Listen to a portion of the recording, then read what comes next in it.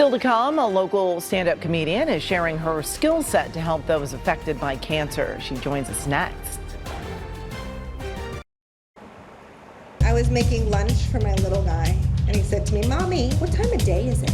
You have no idea, like, what time of day it is? No. Nighty-night.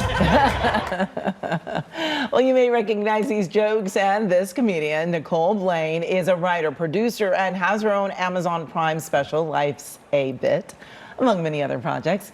Now she's helping people share their stories, whether you're a cancer survivor, battling cancer, or even a caregiver for someone who is. Nicole is partnering with the American Cancer Society and RadNet to bring the storytelling project to life. I want to welcome you to the show. Thanks so much. Thank you, Amy, for having me. Yeah, so it's called Storyectomy. Tell us what this is. Well, it was one of those things where I come from the land of trauma, and so getting it out and finding the comedy and expression. So, and I used to work in the medical field. I worked for 21 years as a marketing rep for 8 at RadNet. So okay. They're the beginning of my 21-year medical journey in the world. But I was always a comedian at night, and so Storyectomy, you know, ectomy, get it out. It felt like that was the way to really get your story out, and that is a healing property. Yeah, absolutely. And so well, I know how you got involved, but what do the classes really entail? Like, what do people do to get involved in this? So yes, so Storyectomy is going to be classes for all those people who are affected by cancer, and it'll be 10 people. And I've been teaching for a long time, and I've started to realize that just teaching regular stand-up, the class becomes a super community, like we bond, because I'm like, let's share it all, let's be vulnerable. What do we want? What can we make fun of in our lives? What's your point of view? What do we want to say? How do we move progress forward? And those classes have just become their own unique love fest of bonding and getting through things and laughing through the tears. So now I feel like taking the subject matter and finding that commonality and knowing that we need support on all the different POVs of cancer, because this upcoming class I have a palliative care doctor who signed up. For the next session, I already have people applying, and I have someone who's a mom who has a 4-year-old. I have someone who's taking care of their mom.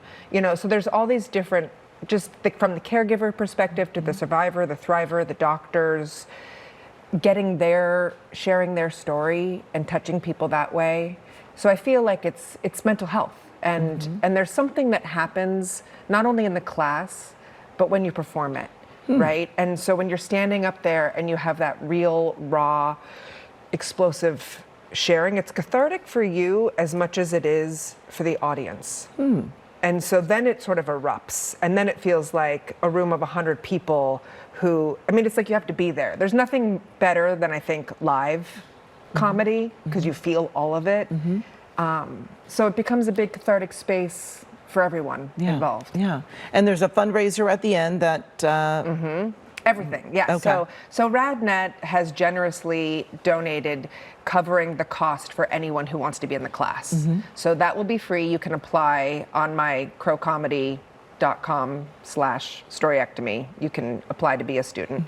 And then at the end, that showcase, I work with them for 6 weeks to find their... It's storytelling. It doesn't have to be stand-up. Even though I come from the stand-up world, we can find the light, but like no pressure, you know, to make it totally funny, but just that.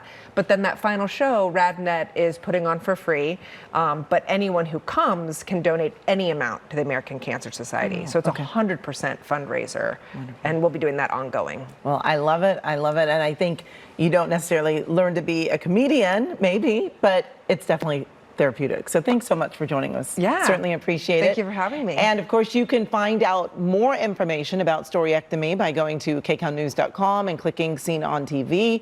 You can sign up now. We'll be right back.